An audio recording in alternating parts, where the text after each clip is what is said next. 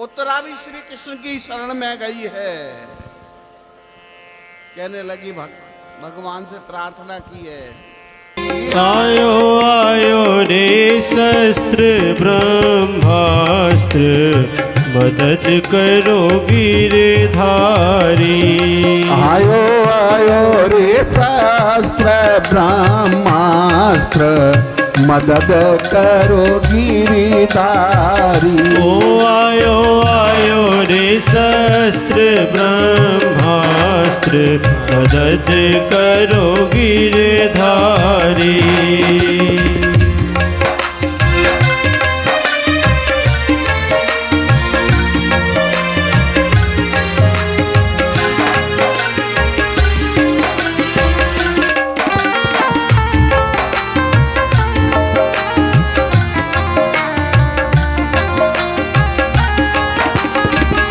गिरधारी रे बनवारी, गिरधारी रे बनवारी, गिरधारी रे बनवारी, गिरधारी रे बनवारी। ओ आयो आयो रे शस्त्र ब्रह्मास्त्र, मदद करो गिरधारी। ओ आयो आयो रे शस्त्र ब्रह्मास्त्र, मदद करो बनवारी। क्या कहती है उत्तरा? ध्यान दे शब्दों पे। उत्तरा क्या अर्ज करती है भगवान से कि गुरु पुत्र ने बालक मारे, पाप किया अति भारी। गुरु पुत्र ने बालक मारे, पाप कियो अति भारी। अरे विपदा जीव फंसो जब बाको, लोक लाज तज डारी। अरे विपदा जीव फंसो जब बाको, लोक लाज तज डारी। फेरो फेरो रे हो, फेरो फेरो रे काल की चाल, मदद करो बनवारी। ओ फेरो फेरो रे काल की चाल, मदद करो बनवारी। ओ आयो आयो रे भ्रष्ट ब्रह्मास्त्र, मदद करो गिरधारी।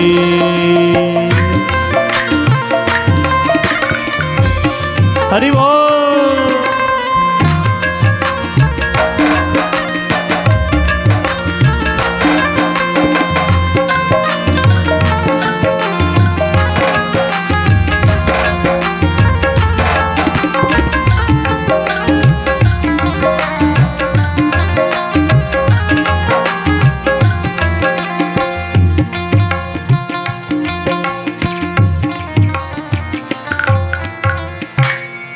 भगवान से प्रार्थना की।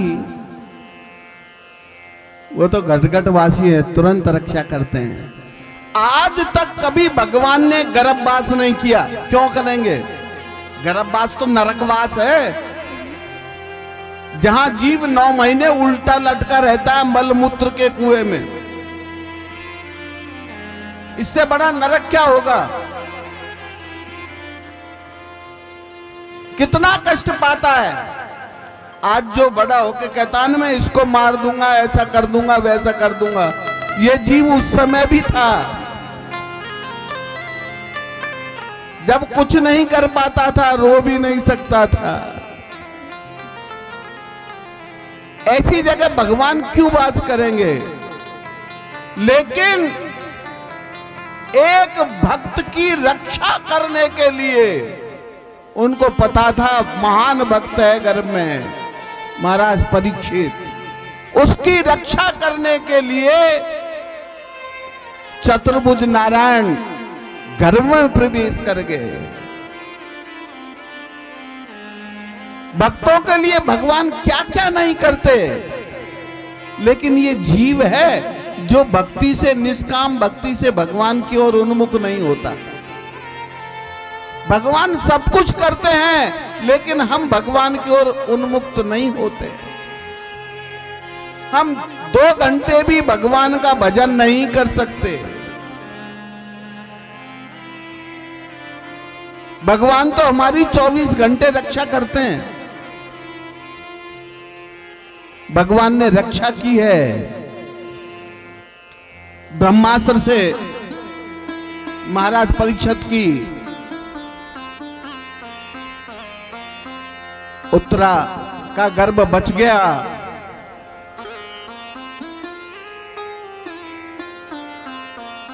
भगवान ने भी कहा आप सब सुख हो गए, सुखी हो गए,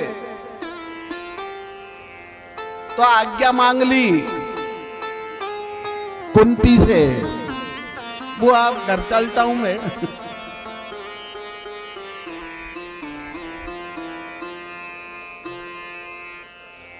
द्वारका चलता हूं। रथ सजा लिया, दारूक को बिठा लिया, रथ में बैठ के भगवान द्वारकाधीश जाने के लिए तैयार हो गए। लेकिन कुंती आकर रास्ते में खड़ी हो गई। पूजा का थाल है, आरती की, भगवान की स्तुति की है कुंती ने। वो जानती है हर दुख में ये मेरी रक्षा करते हैं। भगवान की पूजा की है।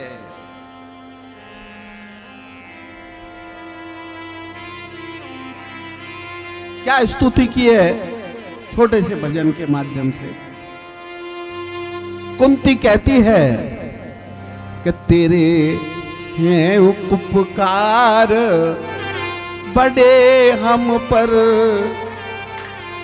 किस विधि इनका हम गान करें। तेरे हैं उपकार बड़े हम पर, किस विधि उनका हम गान करें। तेरे हैं उपकार बड़े हम पर, किस विधि उनका हम गान करें। ओ तेरे हैं उपकार बड़े हम पर, किस विधि उनका हम गान करें।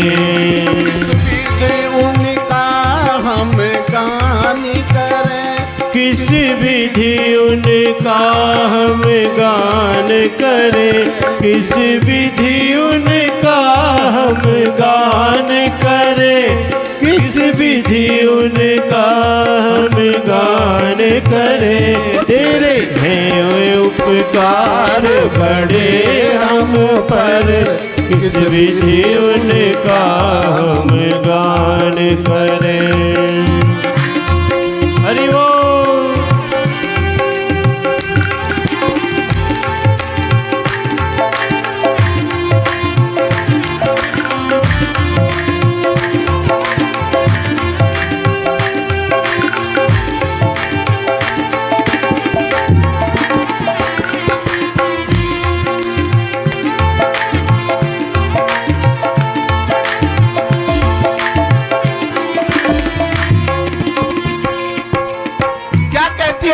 ध्यान देना शब्दों पे, हमें भी करनी आराधना। जब भीम को जहर दिया था प्रभु, तब एक सहारा तुम ही तो थे। जब भीम को जहर दिया था प्रभु, तब एक सहारा तुम ही तो थे। जब भीम को जहर दिया था प्रभु, तब एक सहारा तुम ही तो थे। ओ जब भीम को जहर दिया था प्रभु, उसी समय सहारा तुम ही तो थे। कैसे भूलों उपकारों को, जब आकर तुमने दुख हरे। ओ कैसे भूलो उपकारों को, जब आकर तुमने दुख हरे। और क्या कहती है कुंती? ध्यान देना शब्दों पे। कि लाक्षाग्रह का षड्यंत्र रचा, तब एक सहारा तुम ही तो थे। लाक्षागृह का षड्यंत्र रचा, तब एक सहारा तुम ही तो थे। हर संकट में तुम साथ रहे जगदीश हरे, जगदीश हरे। हर संकट में तुम साथ रहे, जगदीश हरे, जगदीश हरे। तेरे हैं उपकार बड़े हम पर, किस निधि उनका हम गान करें। ओ तेरे हैं उपकार बड़े हम पर, किस विधि उनका हम गान करें। वो जब द्रौपदी की साड़ी खींच रहे, तब एक सहारा तुम ही तो थे। ओ जब द्रौपदी की साड़ी खींच रहे, तब एक सहारा तुम ही तो थे। जब द्रौपदी की साड़ी खींच रहे, तब एक सहारा तुम ही तो थे। द्रौपदी की साड़ी खींच रहे दुष्ट दुशासन, सारे अधिपति बैठे हुए हैं, पांडव मुंह लटकाए बैठे हैं भरी सभा में। द्रौपदी ने भीष्म पितामह से लेकर सबसे याचना की है, मेरी रक्षा करो। ये बड़े बड़े बलदारी कोई रक्षा नहीं कर पाए, केवल मनमोहन को पुकारा है।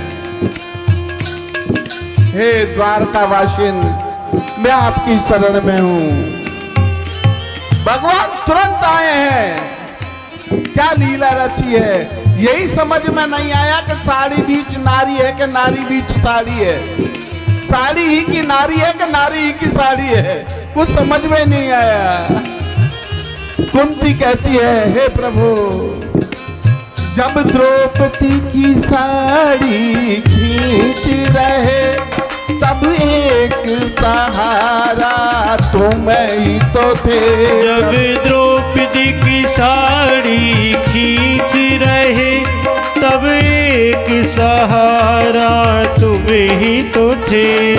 कैसे भूल तुम जिसकी प्रभु लाज रखो, उसे कौन यहाँ निर्लाज करे।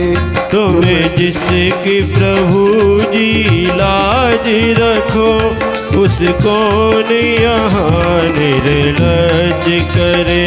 तेरे हैं उपकार बड़े हम पर, किस विधि उनका हम गान करें। किस विधि उनका हम गान करें, किस विधि उनका हम गान करें।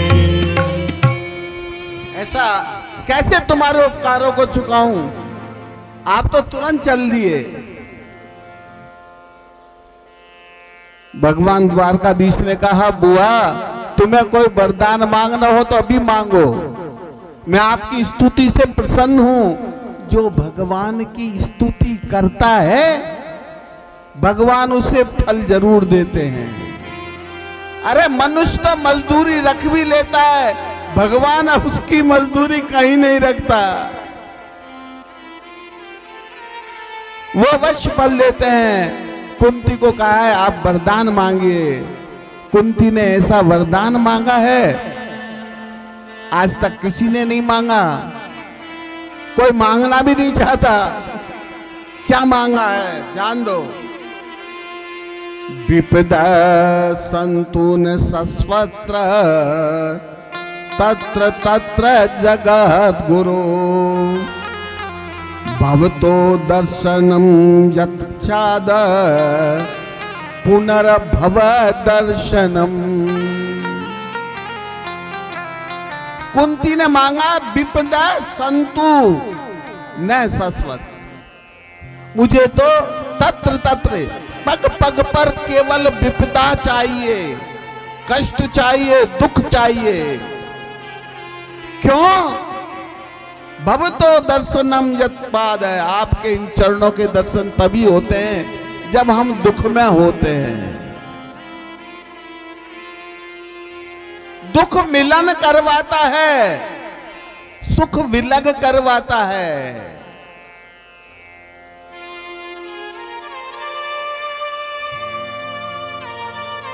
सुख के माथे सिल प्रियो हरि हिया से जाए, बलिहारी व दुख की पल पल मेल कराए।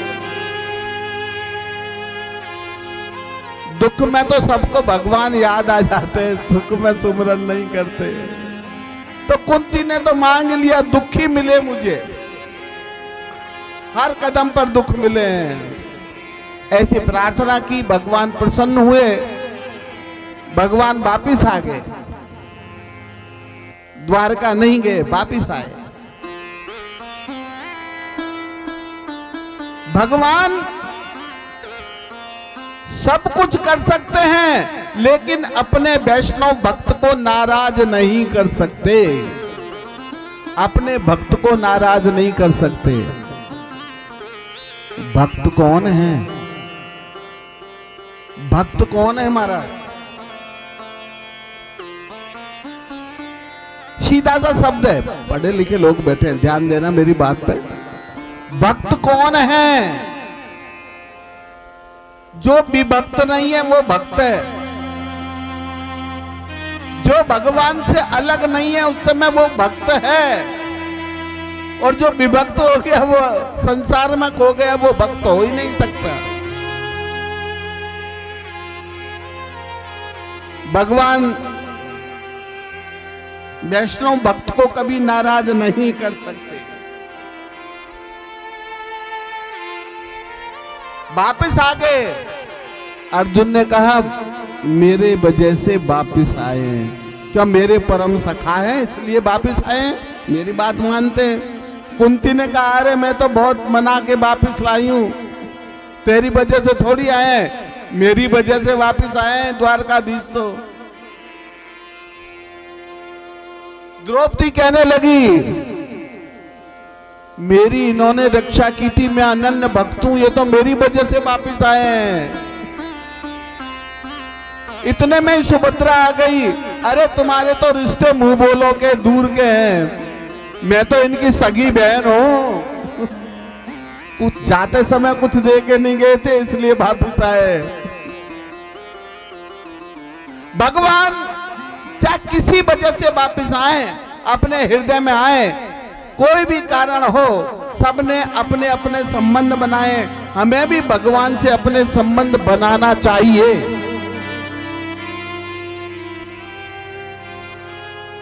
भगवान से संबंध बनाओगे तो भगवान वापिस आएंगे। मेरे द्वारकाधीश तो कहते हैं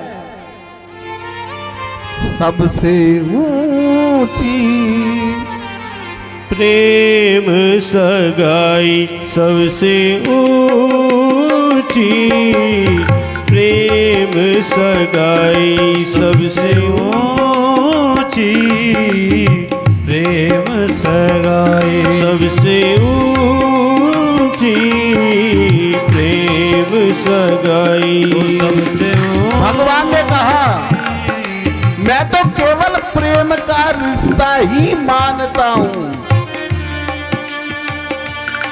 क्यों? कौन सा रिश्ता मान के वापिस आए हैं? एक अंतर कथा है छोटी सी, ध्यान देना। जब महाभारत का युद्ध चल रहा था उस समय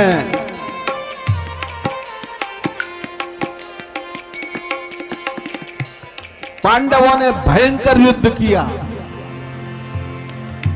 दुर्योधन विश्व पितामह से जाकर क्रोधित होकर कहने लगा आप सही तरीके से युद्ध नहीं कर रहे हो। ने पांडवों को इतनी औकात नहीं कि आपके सामने टिक सके। आपने युद्ध में कुछ नहीं किया, आज तो मुझे मार ही डालते पांडव। विश्व पिता मैंने कहा, रे दुर्योधन, रात के समय जब भजन में बैठूं मैं, तो तेरी पत्नी को भेज देना, मैं उसे अखंड सौभाग्यवती होने का वरदान दूंगा। और आप जानते हो मेरे वरदान झूठे नहीं होते। भजन के समय बैठूंगा तब भेजना। रात्रिकालीन समय था, युद्ध रुका हुआ था। अपने शिविर में विश्व पिता में द्वारकाधीश का ध्यान कर रहे थे।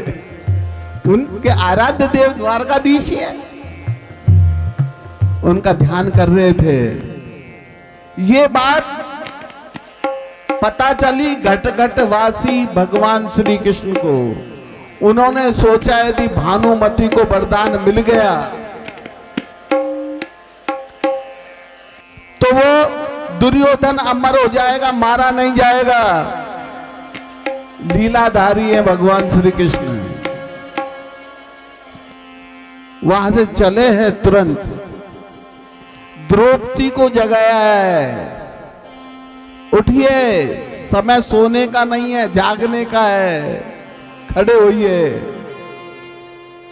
कुछ विद्वान तो यहां तक कहते हैं कि भगवान एक स्वरूप से द्रौपदी बनकर अर्जुन के पास सोते रहे और दूसरे स्वरूप से द्रौपदी को लेकर भीष्म पितामह के शिविर की ओर चल दिए। द्वारपाल ने रोक लिया।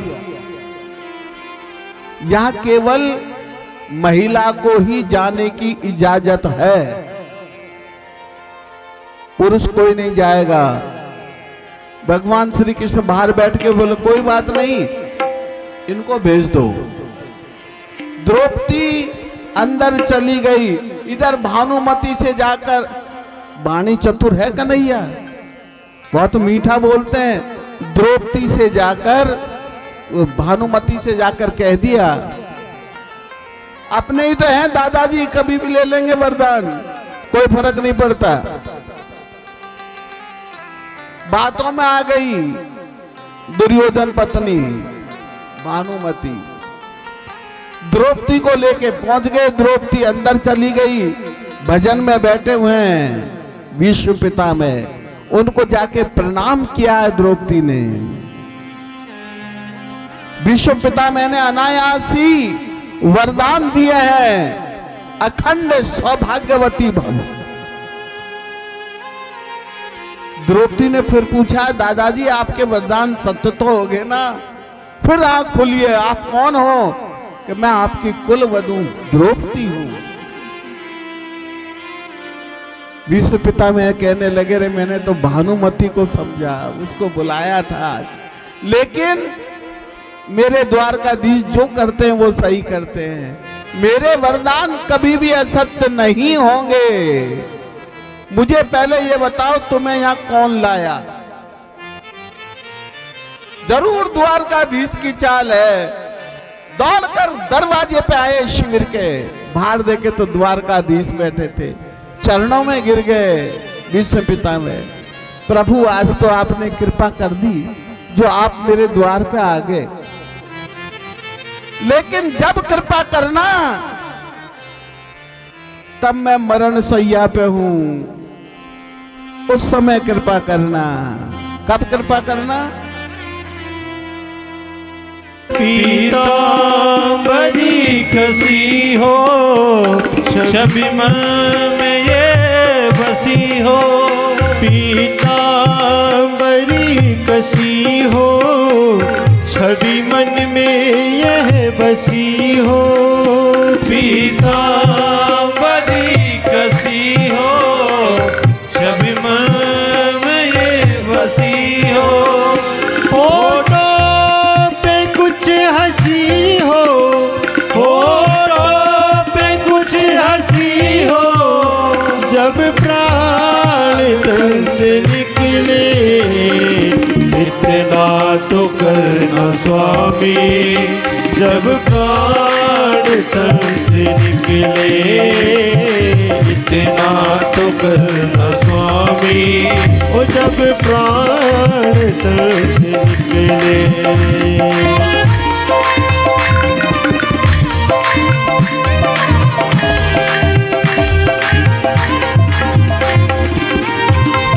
जरा ताली बजाते हुए राधे राधे।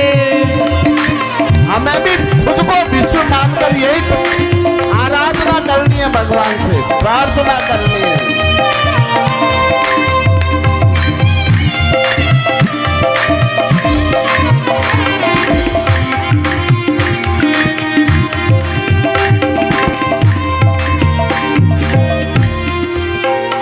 जब कंठ प्राण आवे, कोई रोग ना सतावे, तब कंठ प्राण आवे, कोई रोग ना सतावे। जब कंठ प्राण आवे, कोई रोग ना सतावे, तब कंठ प्राण आवे, कोई रोग ना सतावे। यम दरस ना दिखावे, यम दरस ना दिखावे, जब प्राण तन से निकले, इतना तो करना स्वामी, जब प्राण तन से निकले, इतना तो करना स्वामी, जब प्राण तन से निकले।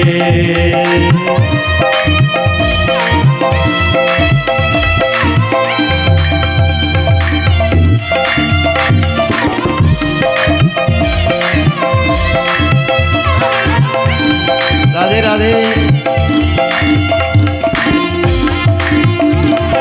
स्वामी जब प्राण तन से निकले, इतना तो करना स्वामी, जब प्राण तन से निकले। बोलो वृंदावन बिहारी लाल की।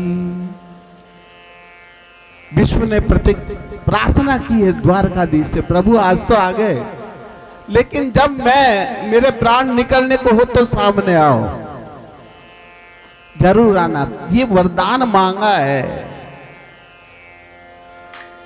भगवान ने भी, आज उसी वरदान को पूरा करने के लिए वापिस आए हैं। उस प्रेम संबंध को निभाने के लिए भगवान वापिस आ गए। इधर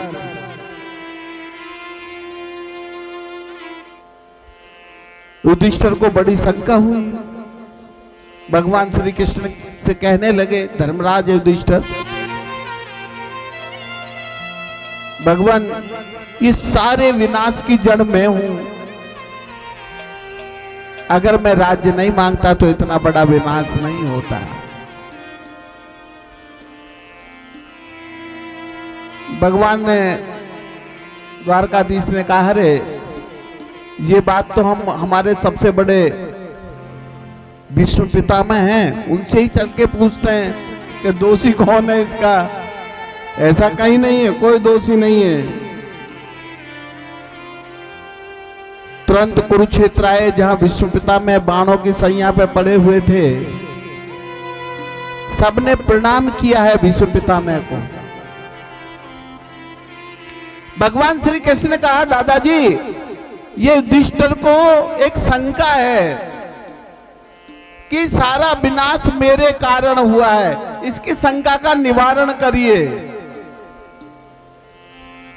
भगवान श्री कृष्ण ने कहा विष्णु पितामह को कि दादाजी ये युधिष्ठिर को शंका है कि सारा महाभारत का जो विनाश हुआ है वो मेरे कारण हुआ है, इसकी संख्या का निवारण करो।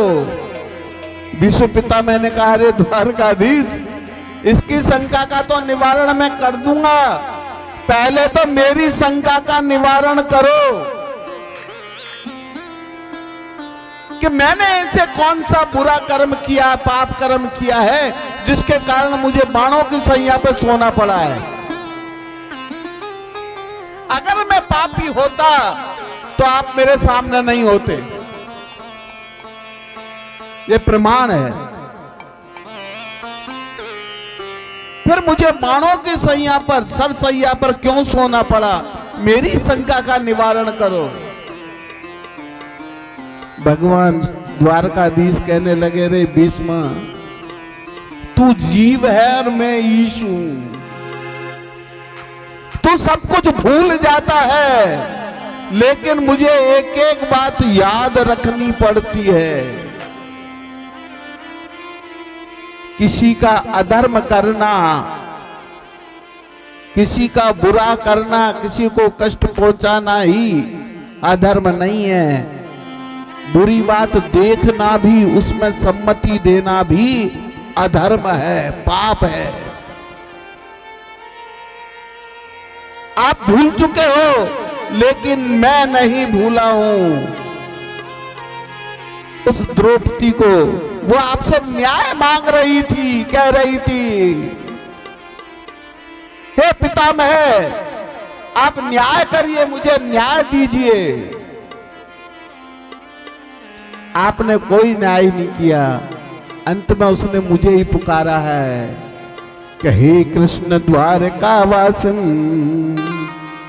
क्वाशी यादव नंदन, कौरवे परिभूता माम किम न जानामि केशव।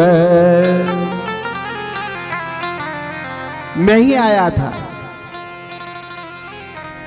उस समय। वो पुकार रही थी बार बार। सुनो मगर, मैं सब याद करता हूं, और फिर आप तो विपरीत सभा में लड़े हो, मेरे विरोधियों के साथ लड़े हो। अधर्म पापी दुर्योधन के साथ में लड़े हो। विश्व पिता में भी वाणी चतुर है। वो कहने लगा, प्रभु, इसका एक कारण है कि मैं विरोधी सेना में क्यों रहा। क्यों? कि युद्ध में पता नहीं कब मृत्यु आ जाए। मैं चाहता था कि मेरे सामने द्वारकाधीश रहे, भगवान रहे। आप अर्जुन के रथ के सारथी थे, तो मेरे सामने ही रहते, आंखों के सामने रहे हैं आप। मैं आपके पीठ पीछे नहीं रहना चाहता। भगवान की पीठ से अधर्म का जन्म है, उनसे धर्म का जन्म है। भगवान ये अवतार होते हैं ना, निकाय उसमें आता है, पुस्तकों में, सब में है, सारे ग्रंथों में। और फिर पांडवों से तो मेरा प्रेम था। बाण जरूर चलाता था, लेकिन हर बाण को ये बोल के चला था, जयस्तु पांडुपुत्राणाम, पांडुपुत्रों की जय हो। इनका मैंने कभी बुरा नहीं चाहा।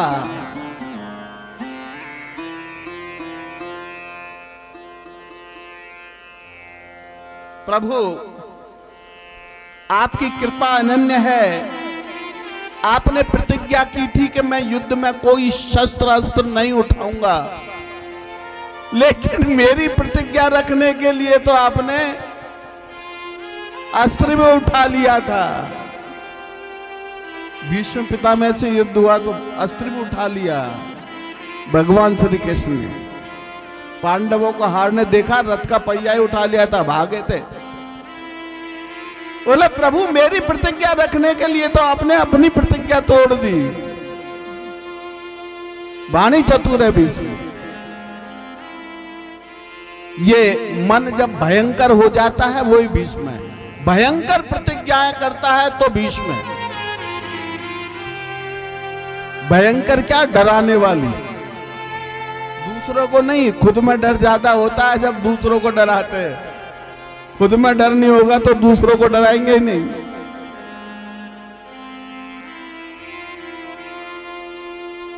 कण कण में विष्णु तो भगवान के दर्शन करते हैं। कण कण में, क्षण क्षण में भगवान का दर्शन करने वाला ही संत है। उत्तरायण में विष्णु जी ने देह का त्याग किया है। 2 अयन होते हैं साल में, दक्षिणायन और उत्तरायण। सूर्य संक्रांति के हिसाब से चलते हैं। अभी उत्तरायण चल रहा है, दक्षिणायन में देव सो जाते हैं। लेकिन विद्वान ये कहते हैं उत्तरायण होती है उत्तर अवस्था। उत्तर अवस्था में जीव को सारा ज्ञान हो जाता है।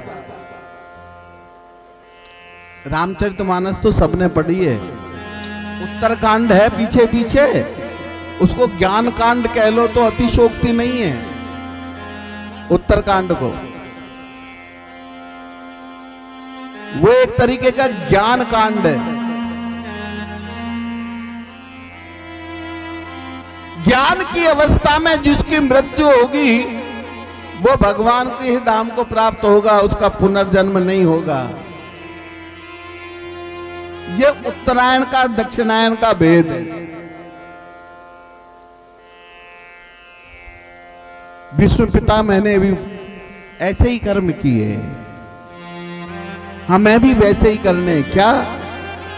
जब तुम आए जगत में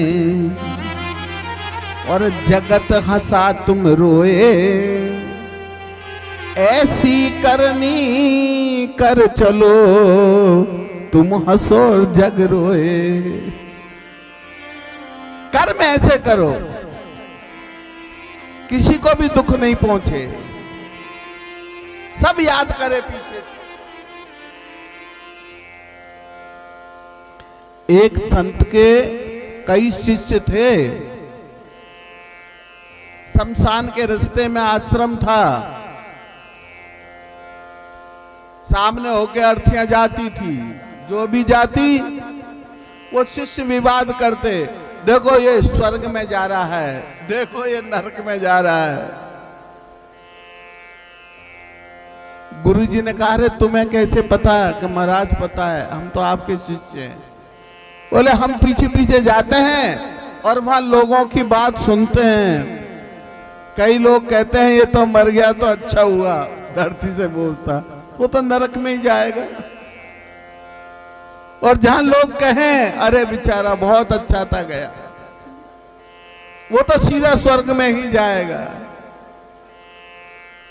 कर्मों के लेखे हैं, कर्म बीज ऐसा भाव जिससे अच्छे फल मिले। मरना सभी को है, सत्य है मृत्यु और सब असत्य है, वो अटल है, एक दिन होनी है।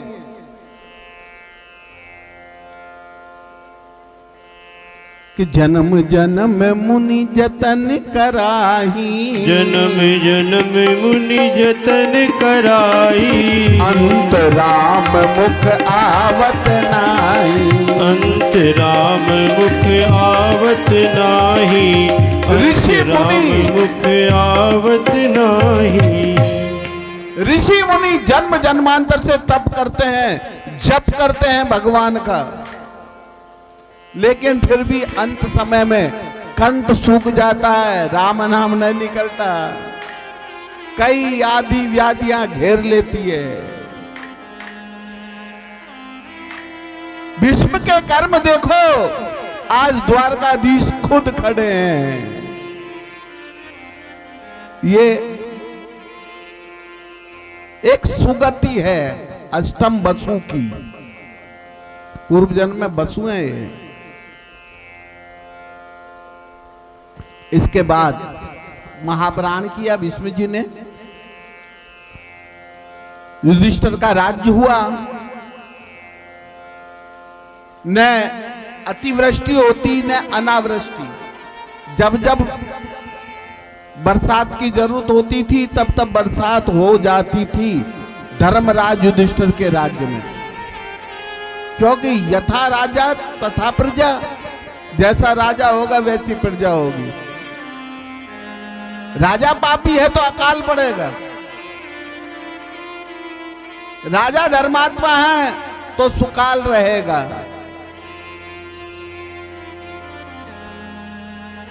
युधिष्ठिर के राज में, धर्मराज युधिष्ठिर के राज में ना कोई रोगी था ना कोई भूखा था,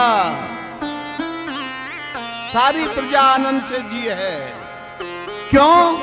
क्योंकि धर्मराज के राज्य में सब अपने अपने धर्मों का पालन करते थे।